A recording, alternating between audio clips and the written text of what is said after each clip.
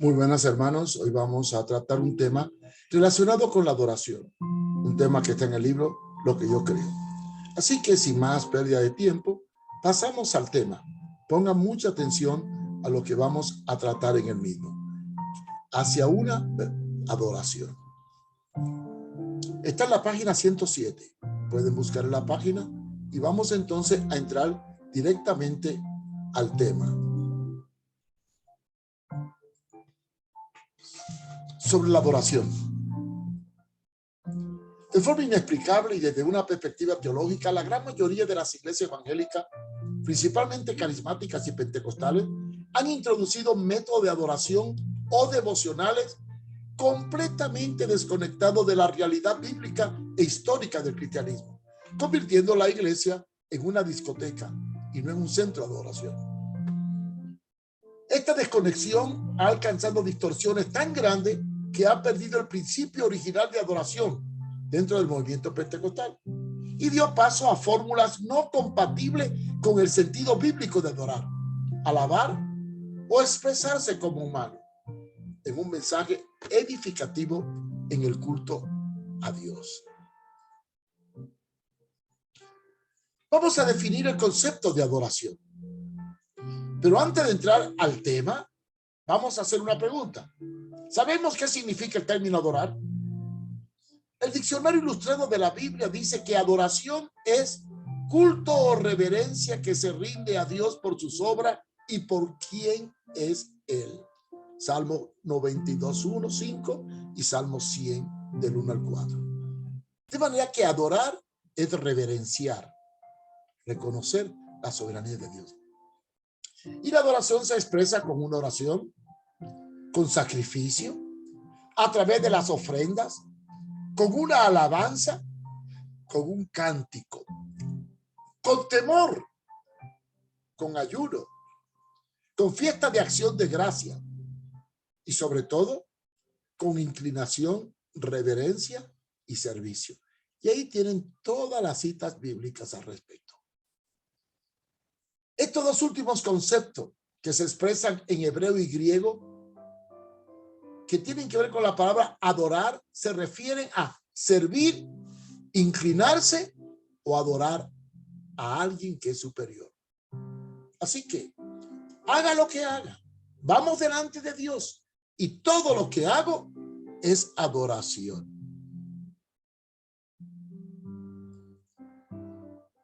Los mismos adoramos ya sea cantando, que orando, que escuchando la palabra o leyendo la Biblia o dando una ofrenda o ayudando a un necesitado que necesita de nosotros. Una forma de adorar es cantar. Partiendo de la definición de adorar, podemos revisar los elementos que son bíblicos y los que son antibíblicos y algunos que son extrabíblicos.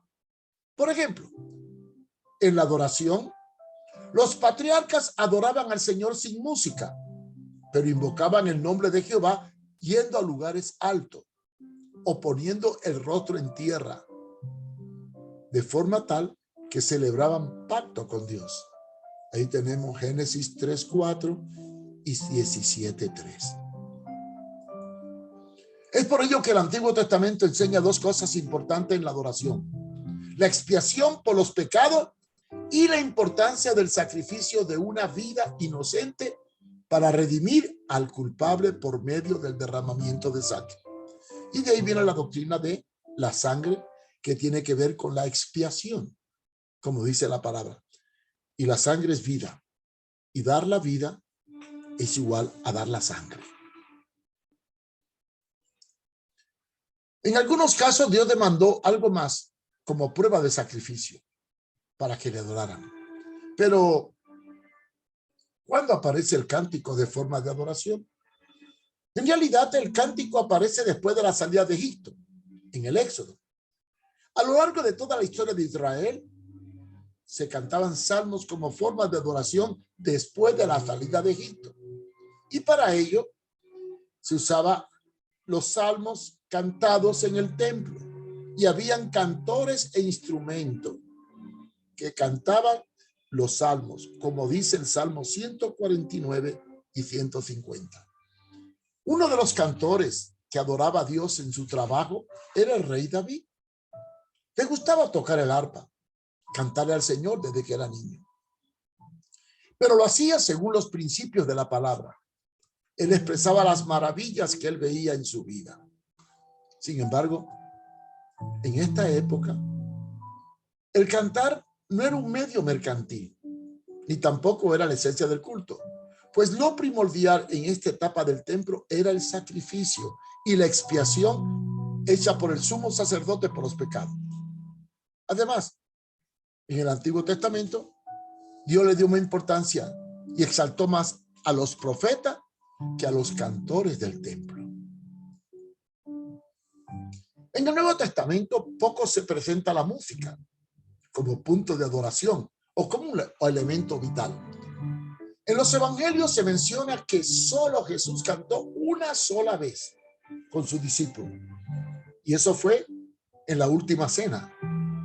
Posiblemente fue un salmo relacionado con la celebración de la fiesta de las Pascuas. El salmo en Mateo 26, 30 y 39 habla que cuando salieron de la cena al monte de los olivos, el Señor cantó un himno. Después vemos que en la sinagoga que se cantaban algunos salmos, pero muy poco. Cuando Jesús fue, lo más importante fue la adoración en la lectura de la palabra. Cuando iban a la sinagoga, discutían y leían la palabra. Y eso hizo Jesús cuando leyó a Isaías en Lucas 4, del 16 al 20. El apóstol Pablo cayó preso por predicar el evangelio en la cárcel de Filipo, junto con su compañero Sila. Y dice que atado a un cepo y encadenado, esa noche cantaron y oraron al Señor alabándolo.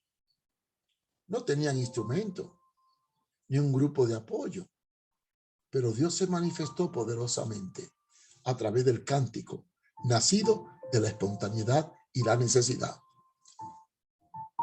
Al nacer la iglesia, después de Pentecostés, se menciona como elemento del culto.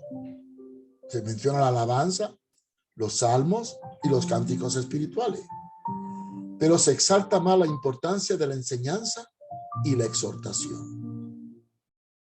Miren el texto de Efesios 5:19 que está a un lado. En Colosenses 3:16, 4:16, 1 Timoteo 4:13, se ve que junto con la oración, ayuno y santa cena, la parte más importante era la enseñanza de la palabra.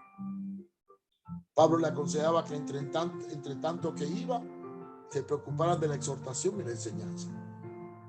Sí, aunque había manifestaciones del Espíritu, profecía, interpretación de lengua, palabra de edificación, y el cántico, bueno, es una parte, no tan grande como es hoy en día en la iglesia. La adoración se podía hacer ya sea en privado, en familia o en grupo o de forma pública. La música no era el centro principal del culto, ojo, ni tampoco la música era un espectáculo. Simplemente la música era para adorar. Mucho menos la música fue un elemento mercantil para dar conciertos y obtener ganancias. Y entre los discípulos no hubo ningún cantante, ni siquiera nadie que tocara el arpa. Si la música hubiera sido tan esencial para la adoración, Jesús hubiera tenido un músico consigo, pero no. La música era un complemento, no una fórmula de adoración. La parte más importante del culto y la esencia era la palabra de Dios. La enseñanza y la predicación era el espíritu existente en la iglesia de los Hechos. Si no lean Hechos 5:42. En la actualidad, hemos hecho de la música, de los conciertos y de los grupos artísticos un gran negocio y un gran espectáculo, y llenamos las iglesias. Si traemos un concierto, se llena. Si los invocamos o invitamos a estudiar y a orar o ayunar, pocos vienen. Yo os pregunto, ¿cuánto tiempo empleamos en cantar en un culto? ¿Y cuánto tiempo empleamos en orar, compartir y escuchar las enseñanzas de la palabra. En la gran mayoría de las iglesias no adoran, no, sino entretienen. Escuchan canciones y cantantes. Y para colmo de males, muchos de esos cánticos carecen de contenido doctrinal. Son disparates teológicos. Reconocemos que se ha marginado la enseñanza y la doctrina para dar paso a un sistema musical que no tiene fundamento sólido en el Nuevo Testamento. Alabar. Esta expresión viene del griego eulogia, similar al verbo eulogio, de donde se desprende la palabra elogio, que consiste en hablar bien de alguien. Esta expresión se da a entender como una variante de alabar, bendecir o lisonjear. Se traduce como alabanza. Véase la expresión semejante. Alabar es lisonjar, generosidad, gratitud. Sin embargo, hay muchas terminologías griegas y hebreas para referirse a alabanza, pero en sí, todas ellas significan proclamar el reconocimiento de alguien por sus virtudes, apariencia, presencia o cualidades. Por ejemplo, cuando digo qué lindo eres, qué rica te quedó la comida, eres muy bueno, estamos expresando palabras de alabanza. No obstante, toda alabanza tiene que ser coherente a una cualidad. Es similar a decir, aleluya, gloria a Dios, qué lindo eres, Señor. Estas expresiones han quedado abolidas para dar paso al llamado grito de guerra o grito de júbilo. Como por ejemplo, ¿quién dice uy? Esta expresión no tiene sentido. O chiflar en el culto, o emitir aullido de animales, como he visto en algunas iglesias, ladrar como perro o aullar como coyote. Todas estas acciones se ejecutan en base a una enseñanza llamada guerra espiritual, donde con un grito se espantan a los demonios, según dicen los que enseñaron esto, o atan al hombre fuerte, supuestamente Satanás. Esto es absurdo. De acuerdo con la palabra y la enseñanza bíblica, nadie puede atar a Satanás, pues Satanás será atado por Jesús cuando venga por segunda vez, según Apocalipsis capítulo 20, versículo 2.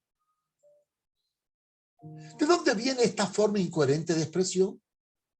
Pues de las enseñanzas que dio Marco Witt y Peter Warner y otros adoradores modernos que son negociantes, así como de la llamada enseñanza de la guerra espiritual, la cual tristemente ha introducido muchas costumbres del mundo en el quehacer de la iglesia. El gozo o el júbilo no es un grito ni una manipulación. El júbilo es una actitud de alegría y bienestar que se manifiesta de acuerdo al estado anímico y temperamental de las personas. No puede haber un júbilo si no se procede del interior, de un gozo. Y tampoco se puede producir un júbilo por una orden, porque en tal caso tenemos un júbilo manipulativo y no genuino, que nace del corazón. ¿Cómo deben ser nuestras expresiones dentro del culto a Dios? Bien, lo enseña Pablo muy claramente en Romanos 12:1, y quiero que esta cita se la graben y la marquen en su Biblia. Así que, hermanos, os ruego por las misericordias de Dios que presentéis vuestros cuerpos en sacrificio vivo, santo, agradable a Dios, que es vuestro culto racional. Y hay tres palabras clave aquí: vivo, santo, agradable a Dios, y lo más importante, culto racional. La expresión de culto racional establece que el principio de lo que hago lo tengo que entender. Así que lo que hago es porque lo siento, porque lo vivo, porque lo entiendo.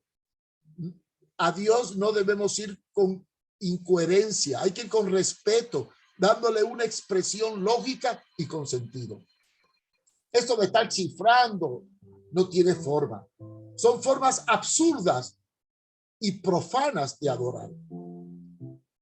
Piensa por un momento qué pasaría si a tu esposa le pregunta, si tu esposa te pregunta, mi amor, ¿qué te parece mi vestido? Y tú le contestas, uy, de seguro que va a pensar que te volviste loco. Lo mismo pasa en el culto. Adoración coherente, expresión coherente. Otro problema es el culto en los decibelios de potencia, de bendición electrónica. Una verdadera adoración no puede estar basada en altos volúmenes. Hay muchas formas de adorar y de alabar, pero todas ellas no pueden ni deben desplazar la palabra de Dios, ni la lógica más elemental, y menos producir sonidos muy fuertes con decibelios altos que pueden dañar el oído. Vean ustedes aquí al lado la barrita. Cualquier sonido mayor de 85 decibelios daña el oído. Y hay iglesias que marcan hasta 115 decibelios. Hay una aplicación en el móvil, una app que tú puedes bajar que se llama Decibel X. Instálala en tu móvil y mide el sonido de las iglesias y verá que estamos causando daño acústico al oído humano, porque creemos que cuanto más fuerte es el sonido, más bendición hay. No debemos pervertir o mercantilizar la alabanza, ni vamos a confundir la oración con el cantar. No debemos dar lugar a la manipulación que se hace desde el púlpito, anulando los sentimientos, la lógica o las expresiones espontáneas. Restauremos el verdadero sentido de la adoración y despojémonos de todo concepto mundano e incoherente. Porque a Dios hay que adorarlo con lo mejor. El remedio para sanar los corazones quebrantados es adorar a Dios en espíritu y verdad. Así que Dios nos ayude. Espero que esta enseñanza sea edificación para usted. Compártala con otro. Y aprendamos a adorar a Dios como se debe, no siguiendo esas corrientes absurdas que hay por ahí. Lo que hagamos, hagámoslo de corazón, por sentimiento. Adoremos sinceramente. Y en la medida en que adoremos sinceramente, Dios nos va a bendecir. Dios te bendiga y espero que este video haya sido de bendición para tu vida.